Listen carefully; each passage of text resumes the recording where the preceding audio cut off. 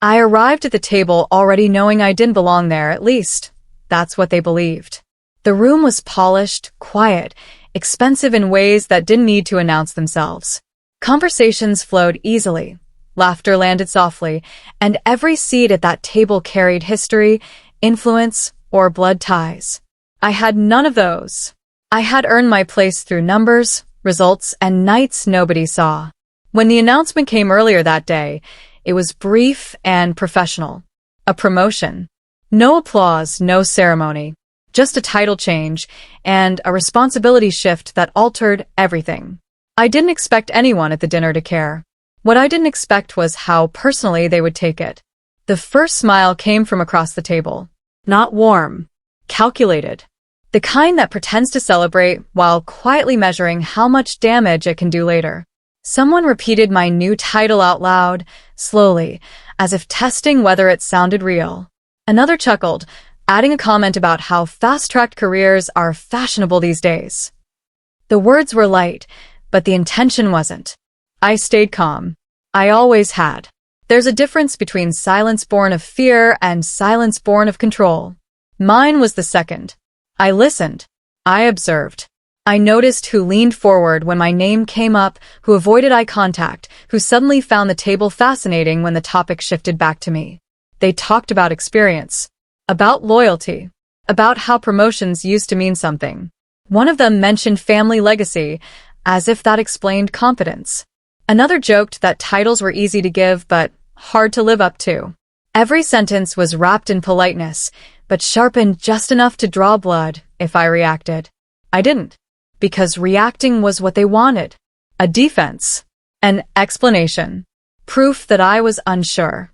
Instead, I let them talk. Let them assume. Let them underestimate how much I knew about the room I was sitting in. At the far end of the table sat a woman who hadn't spoken once. She didn't interrupt, didn't smile when others laughed. She listened with the same attention I did, her expression unreadable. Most people treated her like background, important, perhaps, but irrelevant to the conversation at hand. They were wrong about that too. The mockery grew bolder as the evening went on. It always does when people feel safe.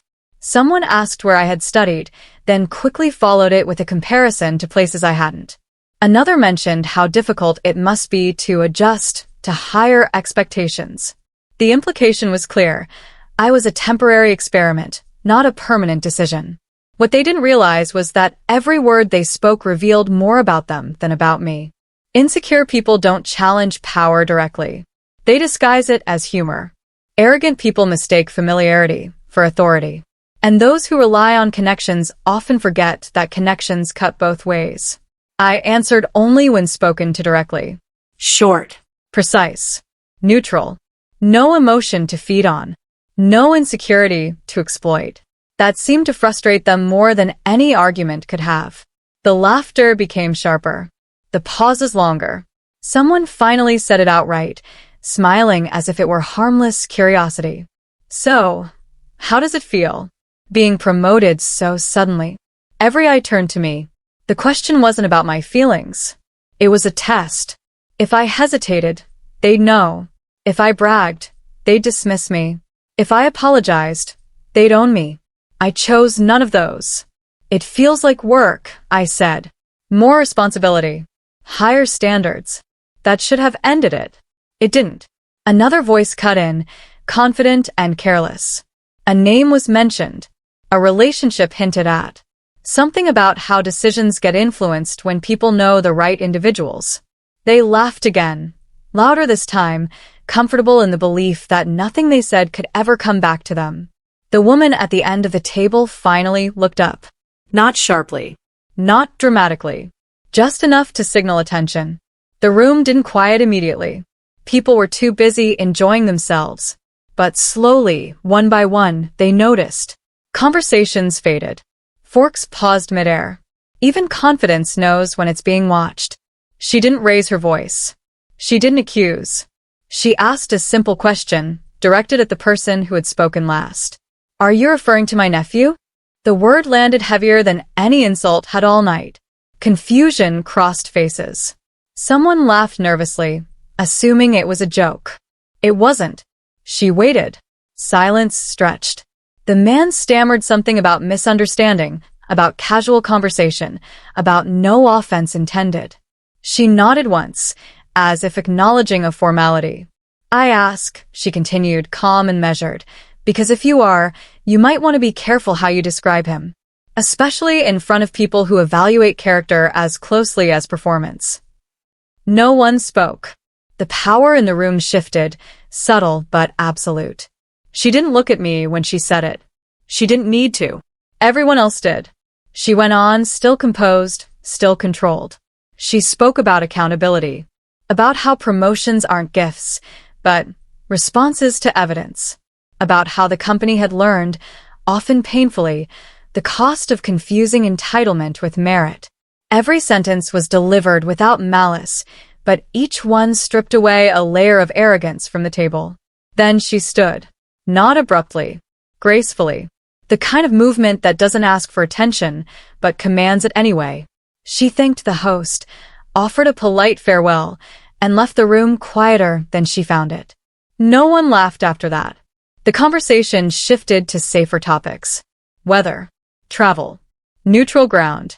But something had changed. The same people who had questioned my place now avoided meeting my eyes. Their jokes disappeared.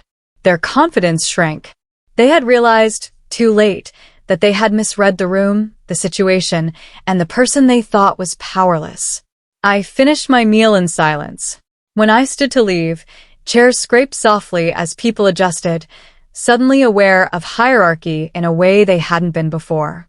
I didn't say much. I didn't need to. Power doesn't announce itself twice.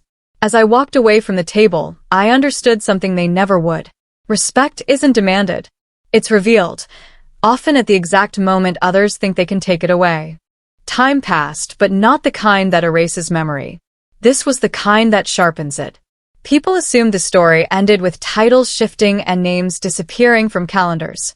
That would have been simple, comfortable. But influence doesn't stop at organizational charts. It seeps into perception, into the way people make decisions when no one is watching. I began to notice how carefully words were chosen around me. Not respect, precision. Meetings no longer drifted. Arguments came prepared. Disagreements stayed professional. The room didn't fear me. It acknowledged something it had failed to recognize before. One afternoon, a junior manager approached my office door and hesitated before knocking.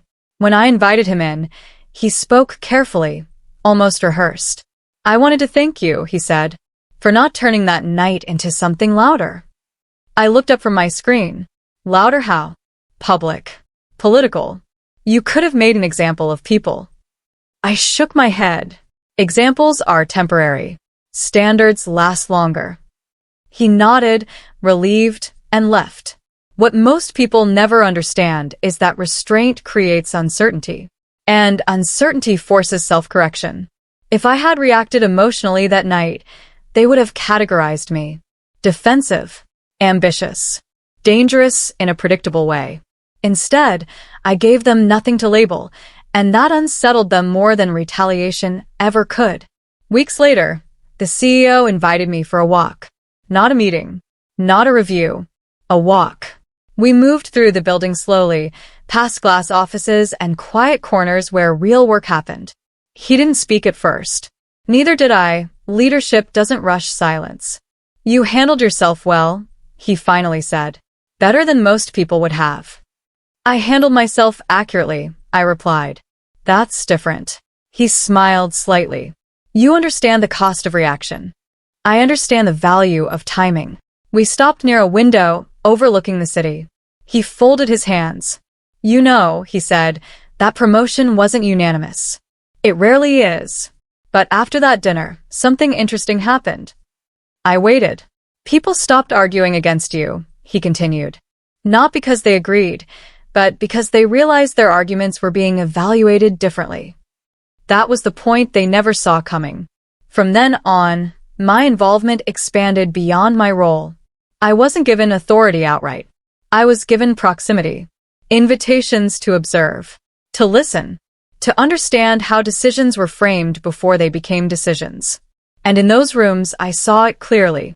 The same people who mocked confidence mistake silence for weakness. They speak quickly to avoid being examined. They laugh to control attention. And they panic when they realize they're no longer the ones being studied. One evening, long after most of the building had emptied, I crossed paths with one of the people from that table. We stood by the elevators, waiting.